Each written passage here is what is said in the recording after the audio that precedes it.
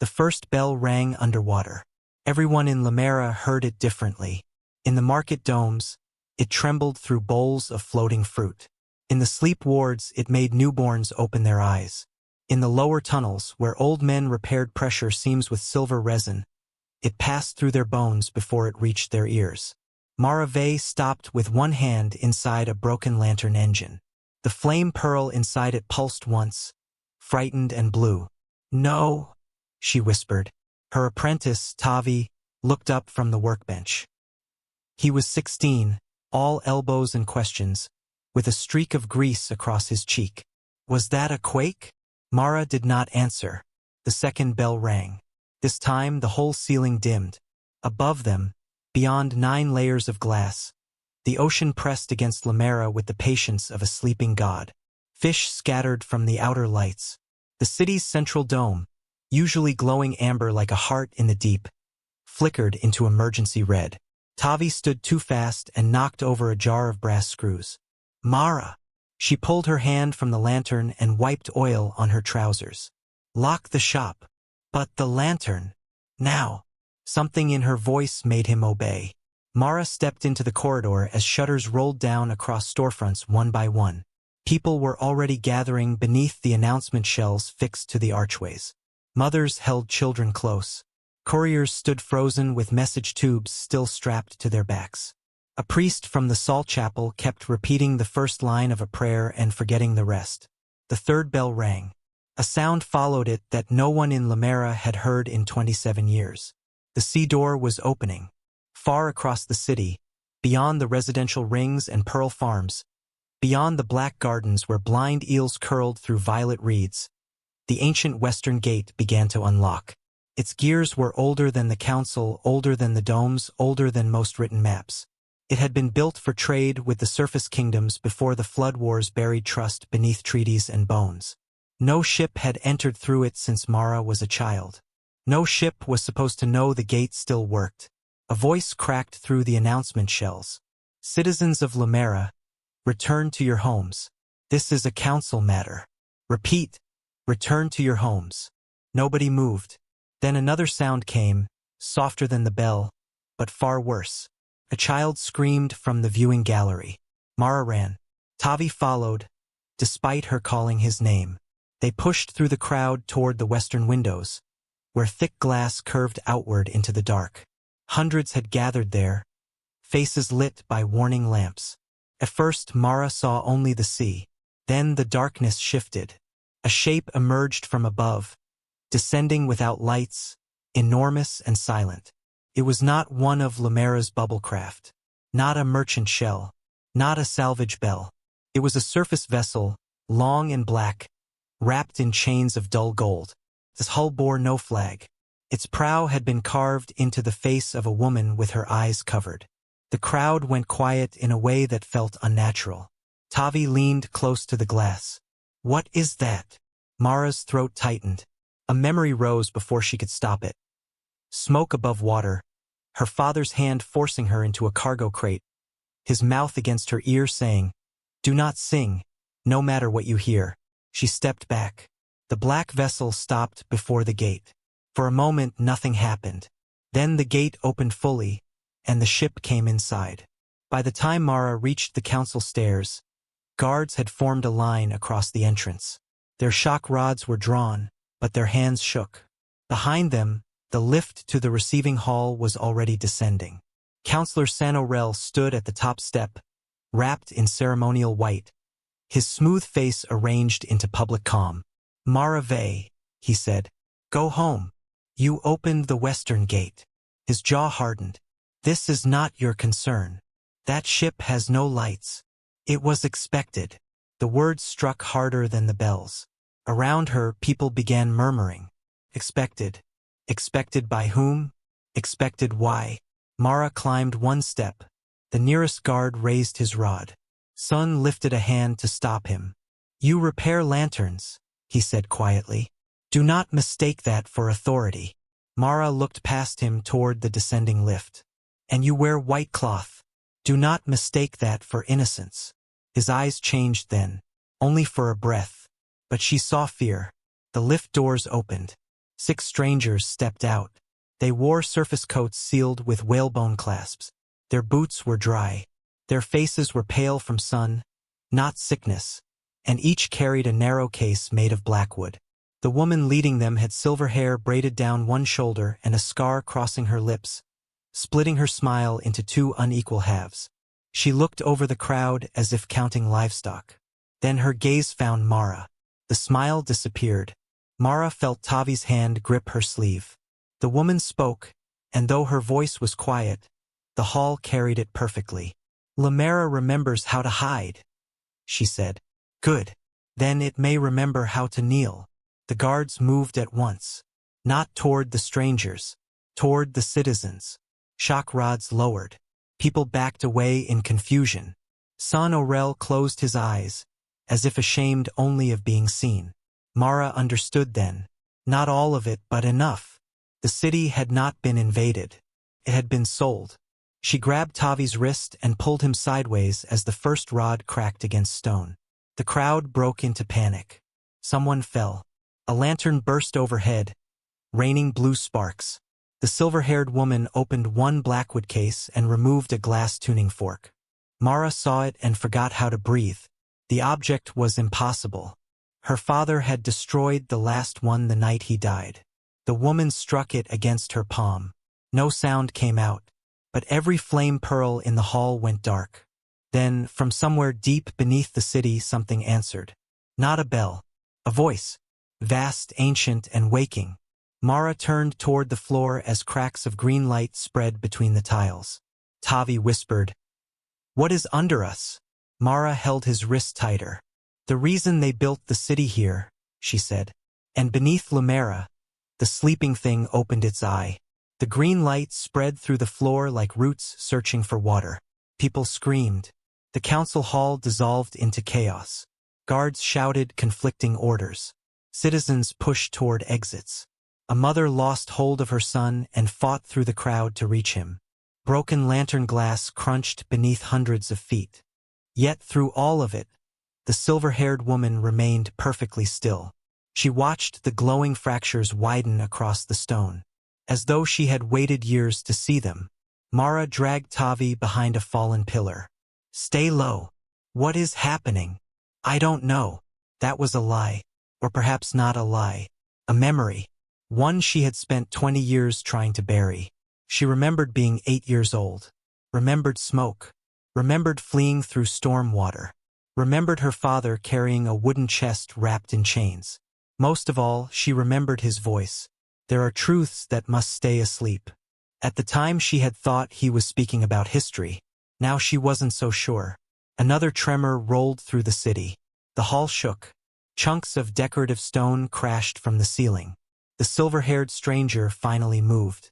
She stepped toward the glowing cracks and knelt, almost reverently. "After all this time," she whispered. The tuning fork in her hand vibrated. No audible sound emerged. Yet the green glow beneath the floor intensified. The response came instantly. A pulse. The entire city lurched. Somewhere far below, metal screamed. Not the sound of breaking. The sound of something opening. Counselor Sen Aurel stumbled against a railing. His carefully controlled composure finally shattered. "No," he breathed. The silver-haired woman looked up. "You knew it would happen eventually. We made a pact. You made a prison." Her voice echoed strangely, as if another voice spoke beneath it. Older, colder. Mara felt every instinct telling her to run. Instead, she found herself staring. The woman noticed. For a brief second, their eyes met. Recognition flashed there. Not familiarity. Recognition. Like a hunter finding a specific animal in a forest. Then the woman smiled. Mara's blood turned to ice. "She knows you," Tavi whispered. "No. Yes. No." But she wasn't convincing even herself. The floor cracked open. A jagged line split the center of the council chamber. Citizens fled. Guards abandoned formation. One of the strangers accompanying the silver-haired woman calmly opened another blackwood case. Inside rested a sphere of black crystal. He placed it on the floor. The crystal immediately began absorbing the green light. The cracks widened. The pulse beneath the city grew stronger. The stranger nodded. Seal weakening. The silver-haired woman answered without turning. Good. Seal. The word hit Mara harder than anything else. Her father had used that word. Once. Only once. The night before he disappeared. She remembered asking what was inside the chain chest. He had stared at her for a long time, then said, "A seal. Never touch it. Never ask about it again." The memory slammed into her so hard she nearly lost balance. Tavi caught her arm. "Mara, we have to leave. What about everyone else?" She looked around. People were already running. Nobody understood what was happening. And that frightened her most, because she was beginning to understand. The city wasn't reacting to an attack. The city was reacting to a key. The strangers hadn't brought a weapon. They had brought permission. Another tremor struck. This one stronger. Across the hall, one of the observation windows exploded. A wall of seawater slammed into the chamber. The pressure doors activated instantly. Massive steel barriers dropped from the ceiling. The flood stopped, but dozens were knocked from their feet. Panic became terror. Alarms howled through every district of Lumerra. Emergency lights painted the city crimson. The ancient voice below spoke again. Not through sound, through feeling. A pressure behind the eyes. A vibration inside the chest. A distant awareness awakening from a very long dream. Mara grabbed Tavi. "We're going to the lower archives." "The archives? My father worked there. You think they have answers?" "I think that's where the lies are stored." The silver-haired woman watched them move. She made no effort to stop them. That was somehow worse. As Mara pushed through fleeing crowds, she glanced back. The woman had returned her attention to the widening fracture. And she was smiling. The archive district sat deep within the city. Below the schools. Below the market rings. Below even the maintenance sectors. Few people visited. Most forgot it existed. The records stored there stretched back centuries. Long before living memory. Long before the flood wars. Long before Lumerra itself. The journey took nearly an hour. The city continued shaking. Power failed repeatedly. More than once they had to navigate dark corridors lit only by emergency glow strips. When they finally reached the archive vaults, the entrance stood open. That immediately felt wrong. Archivists locked everything. Always. Inside, rows of stone shelves vanished into darkness. Thousands of records. Thousands of years. No archivists. No guards. No witnesses. Just silence. "Mara," Tavi whispered. She had already seen it. A lantern burned near the central table. Someone was here. The flame glowed blue. Not orange. Blue. Just like the lantern engine in her workshop after the first bell. Slowly they approached. On the table rested a single object. A journal. Old. Water-stained. Bound in dark leather. Mara froze. She recognized it instantly. Her father's handwriting covered the first page. "If you are reading this, the bells have already rung." Tavi looked between her and the journal. "How is that possible?" Mara couldn't answer. Her hands trembled as she opened it. Inside were maps, diagrams, sketches, hundreds of notes, and one phrase repeated over and over. "The city is not the prison. Beneath it, the city is the lock." Mara's pulse thundered. Page after page described something hidden beneath Lumerra. Something older than kingdoms. Older than nations. Older than recorded history. Something sleeping. Something sealed. And then she reached the final entry. The handwriting grew rushed. Desperate. "If the keepers return, they will try to wake it. If they succeed, the sea itself will change. Not just here. Everywhere." The final lines had been underlined so hard the ink nearly tore the page. "There is only one way to stop them. Find the heart chamber. Before they do." A sudden sound echoed through the archive. Footsteps. Slow. Measured. Not theirs. Tavi spun around. The lantern flame flickered. A shadow stretched across the floor. Someone stood at the entrance. Watching them. Watching the journal. Watching Mara. Then a familiar voice emerged from the darkness. You finally found it. Mara felt the blood drain from her face. Because she knew that voice. She had heard it every day for 8 years. The shadow stepped forward. Tavi gasped. Mara couldn't move. Standing beneath the archive lantern was her father. The man who had died 20 years ago.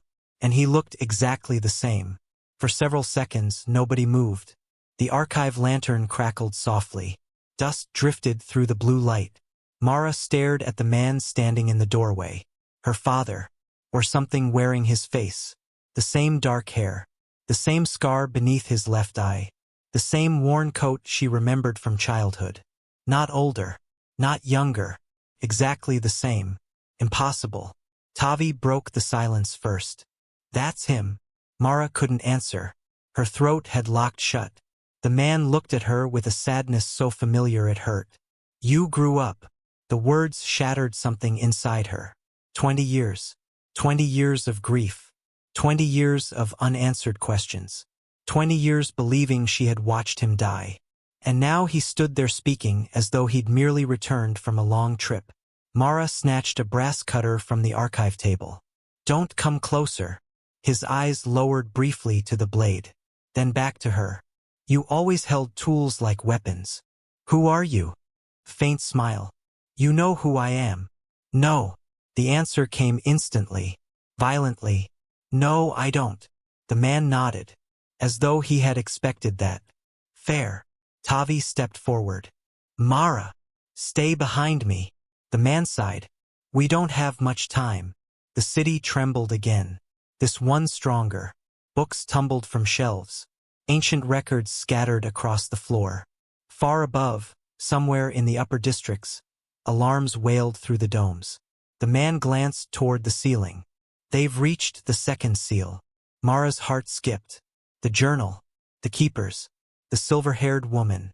Everything suddenly felt terrifyingly real. How do you know that? Because I built the second seal. Silence. Even Tavi stopped breathing. Mara slowly lowered the cutter. That's impossible. Yes. You died. Yes. You built a seal older than civilization. Yes. She stared at him, then laughed. A short, broken sound. Wonderful. The man looked almost embarrassed. When you say it like that, it does sound difficult. Mara, Tavi whispered. Not now. No, seriously. She turned. The journal pages were moving. No wind. No vibration. Yet page after page flipped by itself. Faster. Faster. Faster. Until the book stopped on a single diagram. A circular chamber. 3 enormous rings. A symbol in the center. The same symbol glowing beneath the city. The man's expression darkened. They found the map. You mean the keepers? He nodded. How? Because they knew I'd leave clues. You planned this. I planned many things. Apparently. Another tremor shook the archive. A crack split one wall. Water sprayed through immediately. The pressure behind it was immense. The stone groaned. Tavi backed away. Maybe we should leave.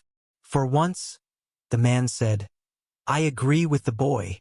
Mara pointed toward the journal. Start talking. The man walked slowly to the table. Not threatening. Not hurried. Just tired. Very tired. He touched the journal cover. Do you know why Lumerra exists? Because the flood wars destroyed the surface. No. Because people needed shelter. No. Mara clenched her jaw. Then tell me. The man looked directly into her eyes. Because something beneath the ocean tried to wake. The archive seemed colder suddenly. Even the lantern flame shrank. The man continued. Long before kingdoms. Long before maps. Long before written language. There was another civilization. Tavi blinked. Everyone says that. Everyone says many things. Most are wrong. The city shook again. The man barely noticed. They discovered something in the deepest trench. What? His voice lowered. A living intelligence. Mara felt her stomach tighten. Not an animal. Then what? We never found a word for it. The lantern flickered violently. Imagine a mind larger than oceans. Silence. Imagine something capable of dreaming across centuries. The water leaking through the wall increased. Small streams now, running across the floor. The man watched them. Imagine that dream becoming reality. Tavi swallowed. You mean the thing under the city? The man nodded. The sleeper. The words seemed to carry weight. Like history. Like warning. Like prayer. Mara remembered the voice beneath the council hall. The sensation. The awareness. Watching. Waiting. You sealed it. No. The answer surprised her. We delayed it. What's the difference? His expression became grim. A seal implies permanence. The archive lights flickered. Nothing about the sleeper is permanent. The journal suddenly snapped shut. By itself. Everyone froze. A second later, boom! A deafening impact shook the district. The ceiling cracked. Shelves collapsed. Stone shattered. Dust exploded through the room. Tavi hit the floor. Mara grabbed the table. The man didn't move. He simply closed his eyes. The second seal is gone. The words barely reached her through the noise. Another impact followed. Closer. Then another. Then another. The city wasn't shaking anymore. Something was striking it. Rhythmically. Like a giant fist against a locked door. Far away. A scream echoed through the archive tunnels. Then dozens more. The man opened his eyes. We have maybe 3 hours. 3 hours until what? He looked at her. Until the sleeper fully wakes. Nobody spoke. The reality settled heavily into the room. 3 hours. Not days. Not weeks. 3 hours. Tavi was first to recover. What happens if it wakes? The man's face became very still. Every ocean on the planet begins listening to it. Mara felt a chill crawl down her spine. Listening. Yes. What does that mean? He looked toward the leaking wall. Toward the dark water beyond the stone. When he spoke again, his voice was almost a whisper. It means the sea remembers what it used to be. The archive suddenly darkened. Not because power failed. Something passed outside. Something enormous. A shadow. Visible through the water-filled crack. Moving slowly beyond the city walls. Everyone saw it. Nobody spoke. The shape was larger than any creature Mara had ever imagined. Its outline vanished into darkness. A single green eye opened. Watching the city. Watching them. Then it drifted away. Tavi made a small sound. Half gasp. Half prayer. The man closed the journal.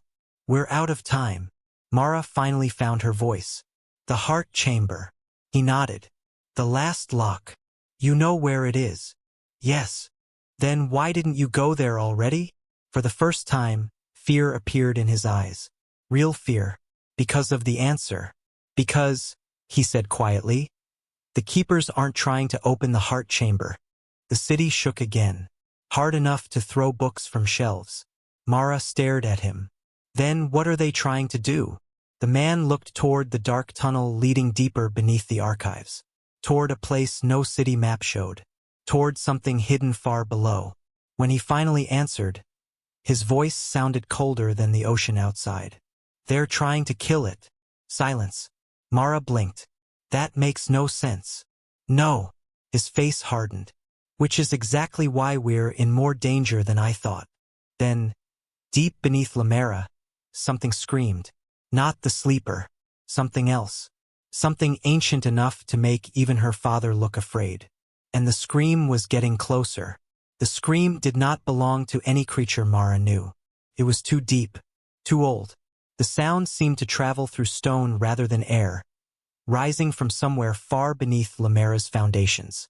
Every lantern in the archive extinguished at once. Darkness swallowed the room. Tavi cursed under his breath. Then, one by one, thin veins of green light appeared across the floor. The same glow from the fractures spreading through the city. Only brighter now. Alive. Mara felt them pulsing beneath her boots. Like blood moving through a giant body. Her father grabbed the journal. Move.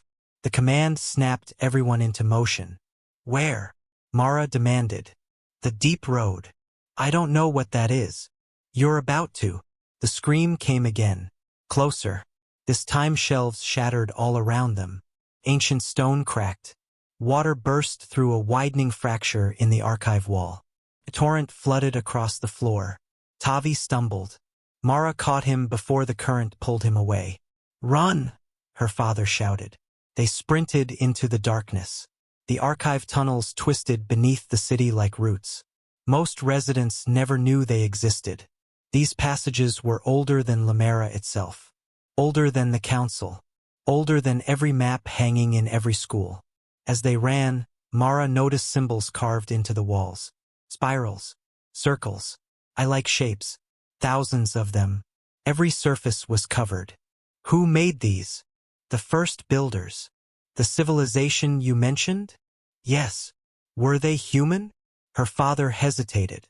Not entirely. That answer created more questions than it solved. Ahead, the tunnel forked. Without slowing, he chose the left passage. "How do you know where you're going?" "Because I helped build the route." Mara nearly tripped. "Build it?" "Yes.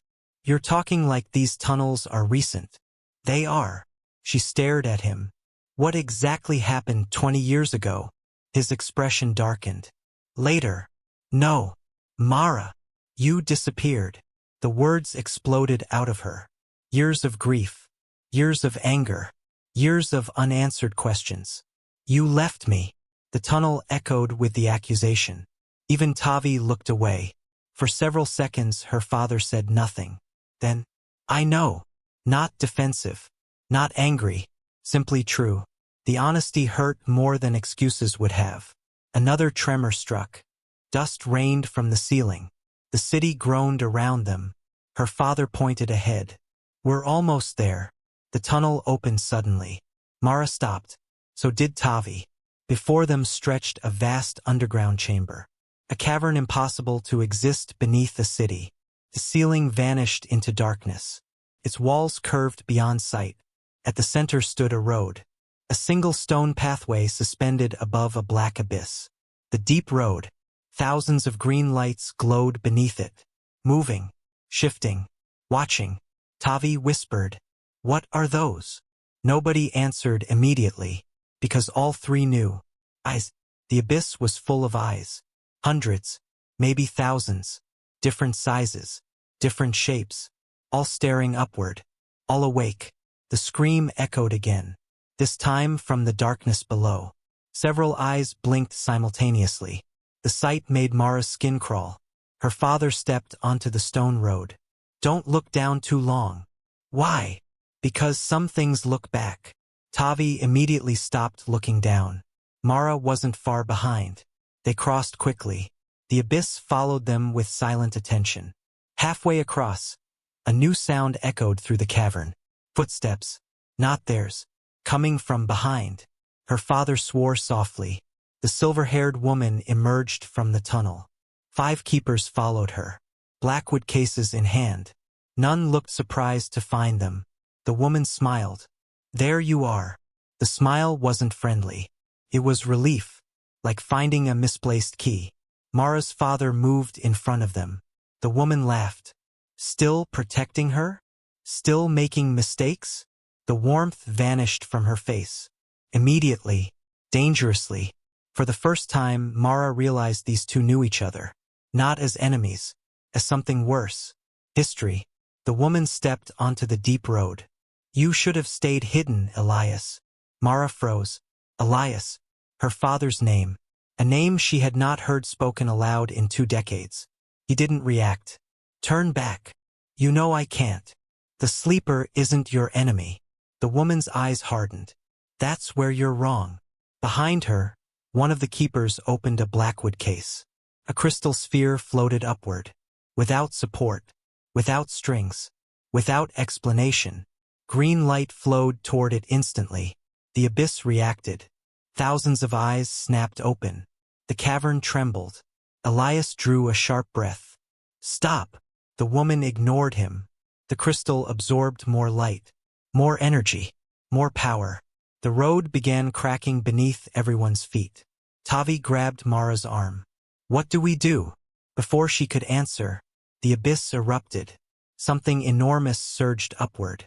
a shape larger than a house, covered in pale armored plates. Too many limbs, too many eyes. The creature exploded from the darkness and slammed into the deep road. Stone shattered. Keepers screamed. One was dragged instantly into the abyss, gone before anyone could react. The creature disappeared with him. Silence. Then another impact. Another creature. Then another. The abyss was boiling. Elias grabbed Mara. Run! Everyone moved simultaneously. The deep road collapsed behind them, sections falling into endless darkness. The silver-haired woman remained astonishingly calm. She raised a small silver device, pressed it. A pulse of white light exploded outward. Every creature froze. Instantly, like statues. Even the eyes below went dark. The entire cavern became silent. Mara stared. What was that? The woman looked directly at her. Insurance. Then she smiled again, and pressed the device a second time. A deafening crack echoed through the cavern. The far end of the deep road exploded. Stone disintegrated. Ancient support structures collapsed. The entire cavern began caving in. Elias swore. The woman stepped backward toward her keepers. This was never about the sleeper. The words echoed through falling stone. It was about what keeps the sleeper asleep. For the first time, genuine alarm crossed Elias's face. No. The woman nodded. Yes. Then she pointed beyond the collapsing road, toward something hidden in the darkness. Something enormous. Something ancient. Something beginning to move. Mara followed her finger, and saw a colossal chain. One link alone was larger than a building. It stretched downward into the abyss, vanishing beyond sight. Then the chain moved. A single metallic groan rolled through the cavern. Ancient. Powerful. Alive. Elias went pale. Mara. She had never heard fear like that in his voice. Not once. Not ever. What is it? The chain moved again. A second link rose from the darkness. Then a third. Something below was pulling itself upward. Something that had been bound for ages beyond memory. Elias stared into the abyss, then spoke the one sentence Mara never expected to hear. The sleeper wasn't the prisoner. Far below, a gigantic eye opened. And unlike the sleeper's green gaze, this eye burned gold.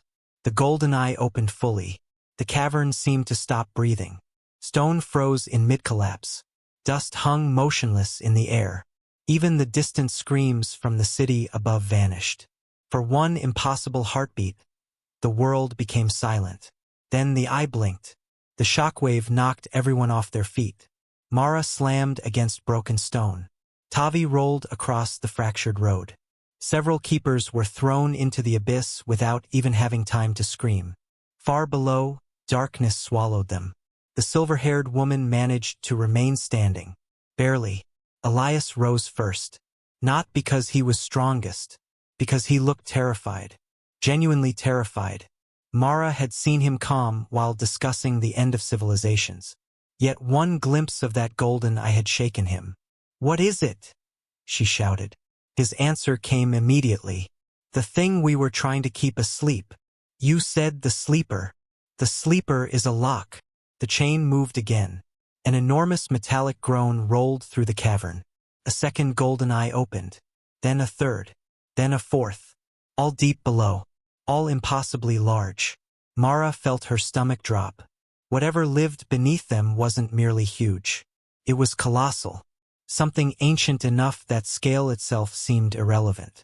The silver-haired woman began laughing. Not madness. Relief. Triumph. After all these years. After all these centuries. She had finally reached her goal. You don't understand, she said. Elias stared at her. No, you don't. The woman ignored him. The sleeper was never protecting the world. The crystal sphere above her hand absorbed more green light, more power. The entire cavern brightened. The chains trembled violently. The first builders lied. Elias shook his head. They sacrificed themselves. They imprisoned truth.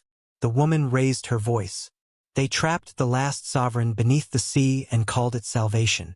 Another chain snapped. The sound echoed like thunder. The abyss erupted with golden light. Mara covered her eyes. When she lowered her arm again, she saw something impossible. The chains weren't wrapped around a creature. They were wrapped around a city beneath the ocean, far larger than Lumerra, far older. Its towers stretched upward from the darkness. Its streets glowed faintly gold. Its domes had long ago cracked and flooded. Yet somehow it remained intact. Waiting, sleeping, bound. Tavi stared in disbelief. That's what was down there? No, Elias said quietly. That's where it lives. The city shifted. Something moved within it. Something vast. The silver-haired woman stepped toward the edge. Almost reverently. My ancestors built that city. Your ancestors caused the catastrophe. Your version of history.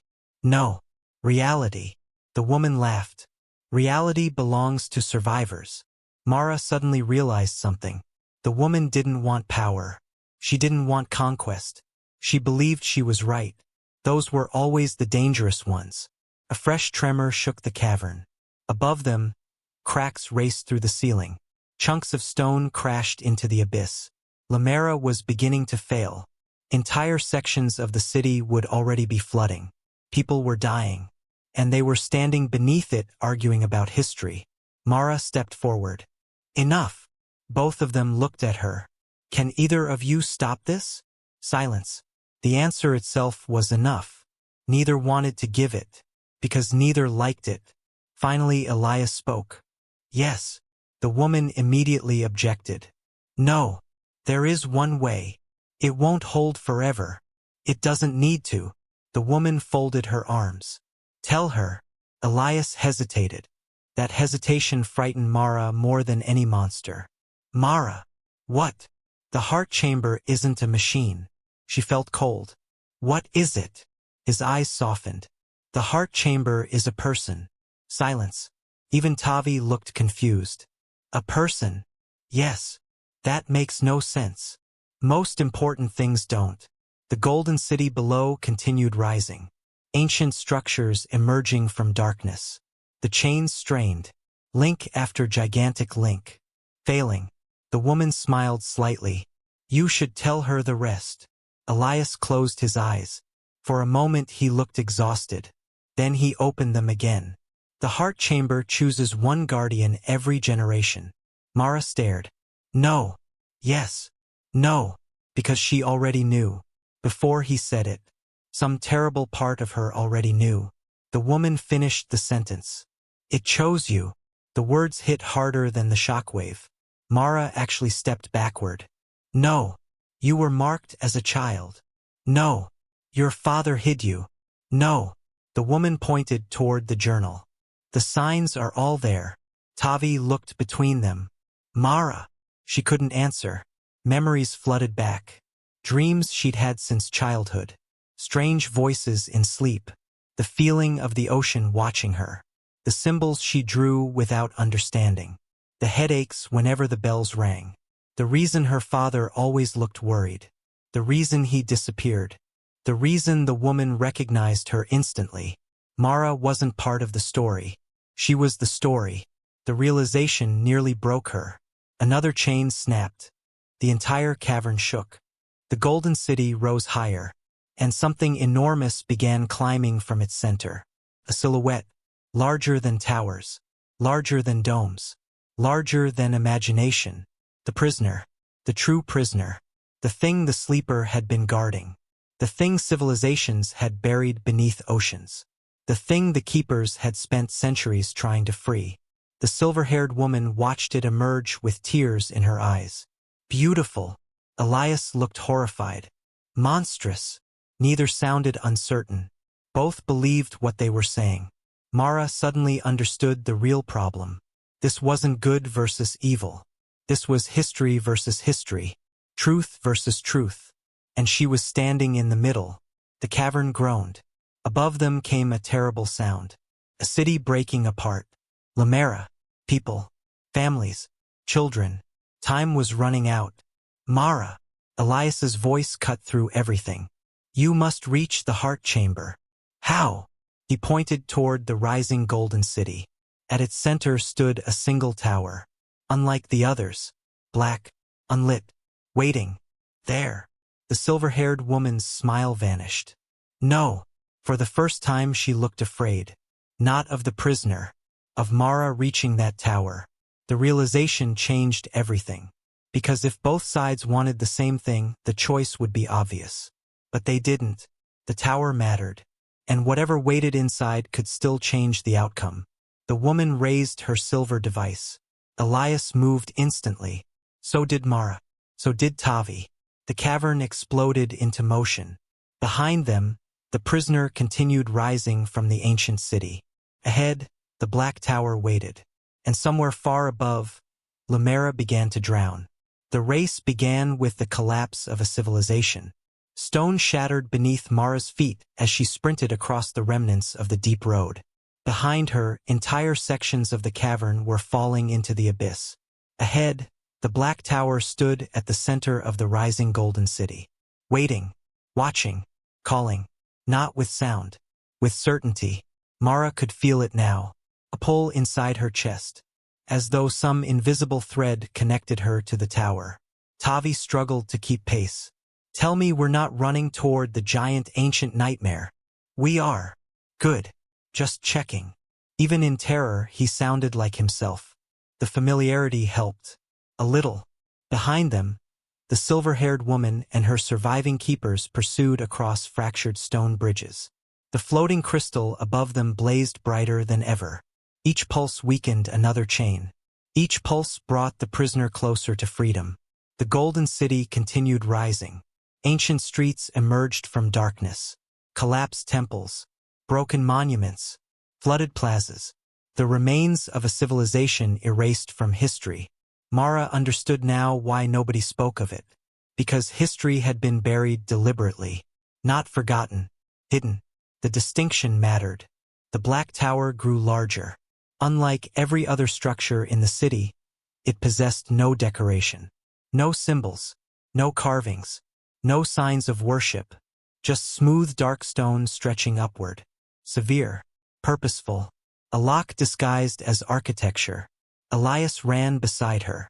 For a man who had supposedly died 20 years ago, he moved surprisingly well. You've been here before. It wasn't a question. He nodded. Once. What happened? I failed. The honesty surprised her. What does that mean?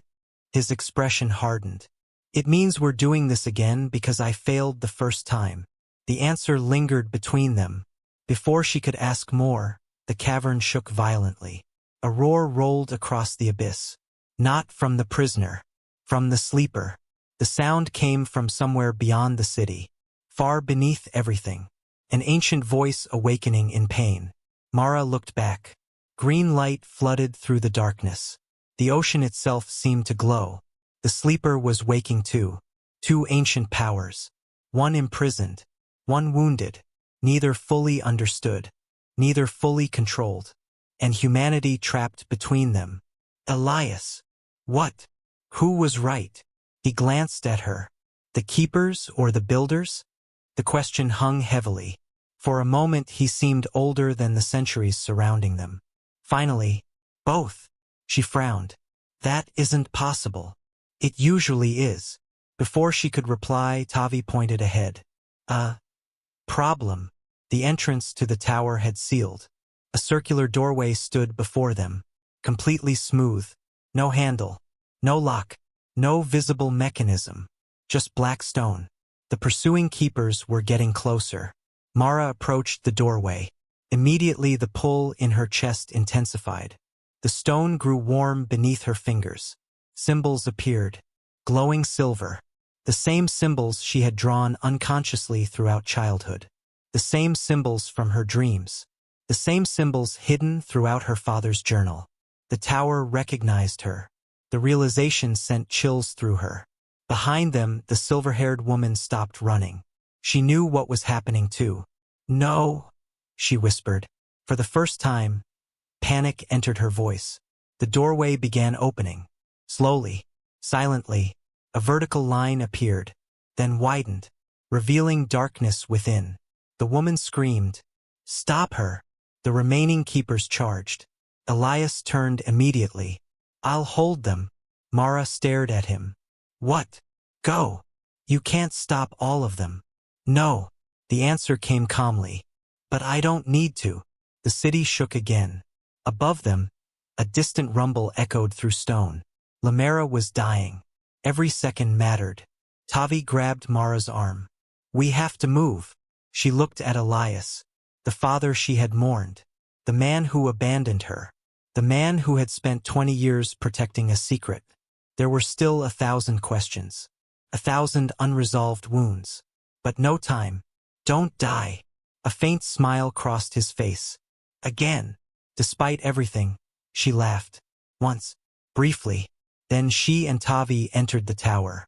The doorway sealed behind them, cutting off the battle, cutting off the city, cutting off the world. Silence. Absolute silence. The interior of the tower was impossibly large. A vast circular chamber stretched upward beyond sight. No stairs, no platforms, no machinery, only darkness. At the center floated a sphere of silver light. Small, gentle, beautiful. Mara stepped closer. The sphere brightened immediately. The entire chamber responded. Walls illuminated. Ancient symbols awakened. Thousands of them, millions perhaps, covering every surface. A history written in light. Images began appearing around them. Not projections. Memories. The first civilization. The builders. The oceans before the flood wars. The discovery of the sleeper. The rise of the golden city. Then, the prisoner. Mara froze. The images finally revealed the truth. The prisoner was not a monster. Not originally. It had once been a guardian. A protector. A vast intelligence created to control the oceans. To regulate storms. Currents. Tides. For generations it had served. Then something changed. The memories accelerated. Corruption. Conflict. Fear. The guardian becoming tyrant. The oceans obeying only its will. Entire continents drowning. Civilizations erased. The builders growing desperate. And finally, the creation of the sleeper. A second intelligence. Not a weapon. A jailer. The sleeper had sacrificed itself to contain the first. Mara watched centuries unfold in moments. Watched sacrifices. Wars. Promises. Failures. The truth was more complicated than anyone wanted. The keepers remembered the guardian. The builders remembered the tyrant. Both histories were real. Both incomplete. Tavi stood speechless. "So who's the villain?" The silver sphere brightened, and a voice answered. "Not Elias. Not the sleeper. Not the prisoner. The tower itself. Ancient. Gentle. Tired. There is no villain." The chamber trembled. The voice continued. "Only choices." The sphere drifted toward Mara. "Guardian." She stepped back. "No. You have been chosen. I don't want this. No guardian ever does." The sphere stopped before her. "Time is ending." The tower shook violently. Far away, something enormous roared. The prisoner. Closer now. Almost free. The voice softened. "You must decide." Images appeared before her. Two futures. In one, the prisoner was destroyed. The oceans calmed. But something vital vanished forever. In the other, the prisoner lived. And the sleeper died.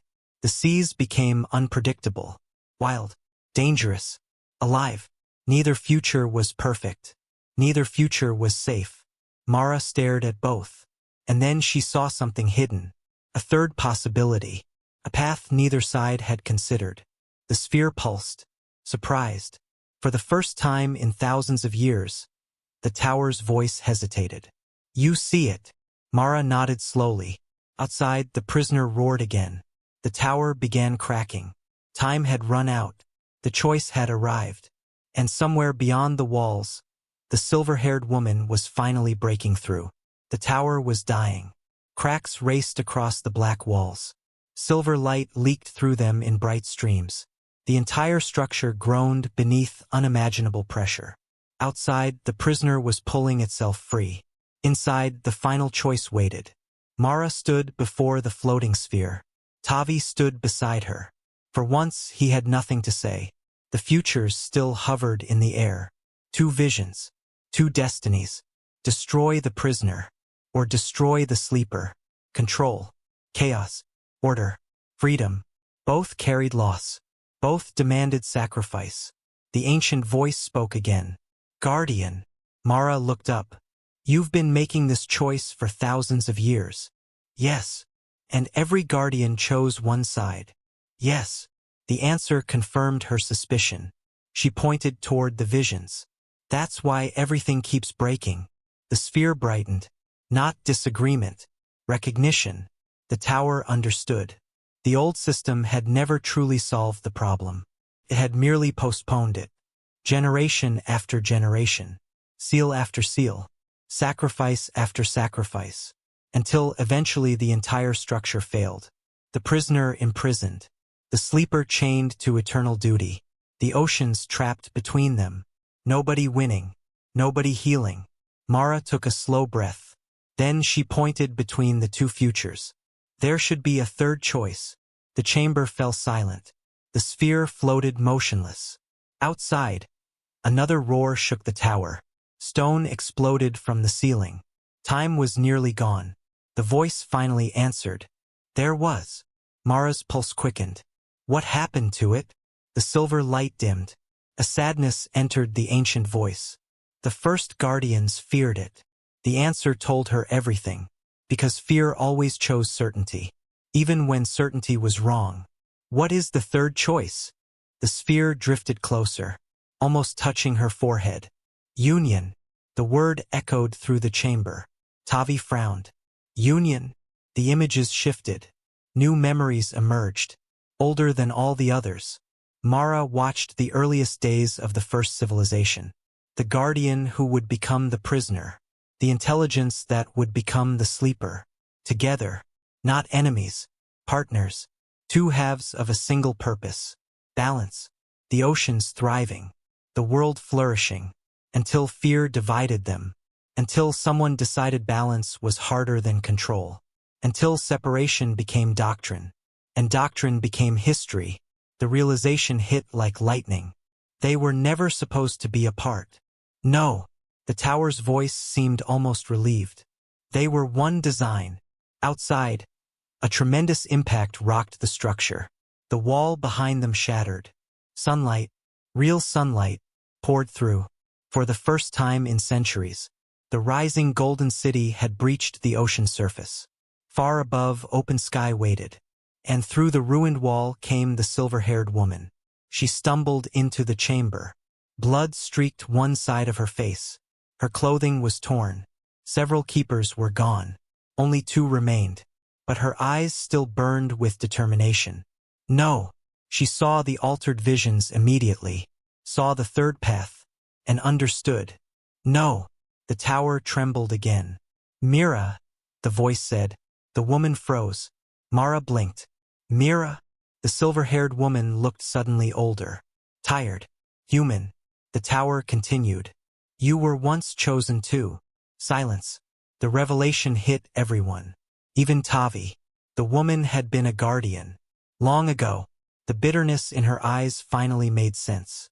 You refused, the tower said gently. Mira laughed. A harsh sound. I was right. You were afraid. I saw what it would cost. Yes. For a moment neither spoke. Ancient history hanging between them. Finally Mira pointed toward Mara. She'll fail too. The tower remained silent. Myra's voice rose. Union isn't peace. No.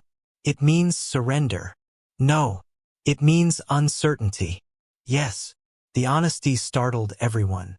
Even Mara. The tower wasn't promising salvation. Only possibility. Myra's expression hardened. Then I won't allow it. She raised the silver device. The same one that had frozen the abyss creatures. The same one that shattered ancient defenses. Power gathered within it. The keepers stepped forward. Mara knew there wasn't time. No speeches. No debates. No perfect answer. Only choice. The sphere moved, settling against her chest. Warm. Gentle. Trusting. The voice whispered. Guardian. Outside, the prisoner roared. Far below, the sleeper answered. The entire ocean shook. Mara closed her eyes and chose. Light exploded outward. Not green, not gold. Silver. Pure silver. The tower vanished. The city vanished. The chamber vanished. For one impossible moment Mara stood nowhere. And everywhere, she felt the oceans. Every current. Every tide. Every living thing beneath the waves. She felt the sleeper. Ancient. Lonely. Exhausted. She felt the prisoner. Angry. Broken. Forgotten. Neither evil. Neither innocent. Just wounded. Deeply wounded. And wounds left untreated eventually became monsters. Mara reached toward both. Not with hands. With understanding. The silver light expanded. The two vast intelligences turned toward her. Across centuries of hatred. Across oceans of suffering. Across history itself. And for the first time since the beginning, they saw each other. The world held its breath. Then the prisoner moved. Not toward freedom. Toward the sleeper. The sleeper moved too. Not toward violence. Toward the prisoner. Two ancient powers. Two halves of one broken whole. Meeting again. Mira screamed. No! The silver device overloaded. Cracks spread across its surface. The keepers fled. Too late. The device exploded in a burst of white fire. The shockwave threw everyone backward. The tower disintegrated. The golden city trembled. The ocean itself seemed to pause. And then, the reunion began. Outside, every sea on earth started glowing silver. Silver light spread across the world. From the deepest trenches to the shallowest shores. Across forgotten reefs. Across drowned ruins. Across fishing villages and floating cities. Across every ocean on earth. The sea remembered. Not in anger. Not in conquest. In recognition. For centuries, humanity had lived above a wound. Now that wound was finally beginning to heal. Inside the collapsing heart of the Golden City, Mara opened her eyes. Everything was changing. The abyss below had vanished. The ancient chains were dissolving into streams of silver light. The prisoner no longer resembled the terrible silhouette that had terrified generations. The shape was shifting, shrinking, transforming, not becoming weaker, becoming whole. The sleeper changed as well. The endless loneliness Mara had felt inside it was fading. The burden of eternal imprisonment was ending. Two fractured intelligences were remembering what they had once been. One purpose, one balance, one design. The ocean trembled around them, not with violence, with release. Tavi slowly climbed to his feet amid the falling debris. His eyes reflected silver light. Did it work? Mara looked upward. The answer surrounded them. The Golden City had stopped rising. The ocean currents had stabilized. The terrible pressure that had haunted the world for ages was gone. Yes, she said softly. I think it did. Nearby, Mira knelt among broken stone. The explosion had shattered her silver device. Its fragments lay scattered around her. The woman stared at them in disbelief. Everything she had dedicated her life to had ended. Not through victory, not through defeat, through a possibility she had refused to imagine. For a long time she said nothing. Then, I was trying to save them. Mara walked toward her. I know. The answer surprised Mira. You know? You weren't trying to destroy the world. No. You were trying to prevent it. Mira looked away. Tears mixed with blood on her face. I spent 40 years believing there were only two choices. The words sounded small now. Fragile. Human. Mara sat beside her. Above them, enormous sections of the ancient city were dissolving into silver particles. Returning to the sea. Returning to memory. Most people do, Mara said. Neither spoke for a while. The silence felt earned. At last Mira laughed softly. Not bitterly. Not triumphantly. Just tired. Your father was going to hate how this ended. A familiar voice answered from behind them. Actually, I'm feeling surprisingly optimistic. Mara turned. Elias stood among the ruins. Bruised. Exhausted. Alive. Again. Tavi immediately pointed. You seriously need to explain the whole not aging thing. Elias sighed. It's a long story. Good, Tavi said. You've got time. For the first time since the bells rang, everyone smiled. Even Mira. Only briefly, but it was enough. The world shuddered once more. Not from danger, from transformation. The ancient city was disappearing completely now. His purpose fulfilled. His burden released. Far above, sunlight poured through the water. Real sunlight. Warm. Golden. Alive. Mara looked toward it. The pull she had felt her entire life was fading. The tower. The guardian bond. The ancient responsibility. Gone. The choice had broken the cycle. No future guardian would be required. No future prison. No future seal. The realization felt strangely bittersweet. A chapter of history had ended. And nobody knew what came next. 3 days later, Lumerra still stood. Barely. Entire districts required rebuilding. Several domes had flooded. Thousands had been displaced. But the city lived. The people lived. And for now, that was enough. The council had collapsed. Old secrets had surfaced.